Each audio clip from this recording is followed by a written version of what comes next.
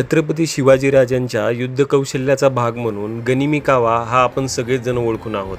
शहाजीराजे आणि मलिकांबर जेव्हा निजामशाहीमध्ये कार्यरत होते त्यावेळेस जे युद्धकला त्यांनी वापरली त्याला नाव देण्यात आलं होतं गनिमी कावा आणि हे नाव सुचवलं होतं शहाजीराजे यांनी. या गनिमी काव्यामध्ये महत्त्वाची बाब होती की शत्रूला रात्रभर झोपू न देणे, त्यांच्या छावणीवर रात्री अचानक हल्ला करणे, येणारी रसद तोडणे या गोष्टी यांच्या गनिमी काव्यामध्ये सामील होत्या.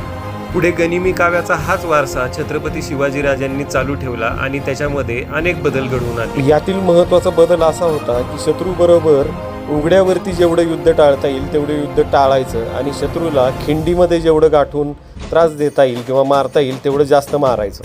आणि शहाजीराजांचा हाच दिलेला वारसा पुढे छत्रपतींनी योग्य पद्धतीने वापर करून स्वराज्याची निर्मिती केली.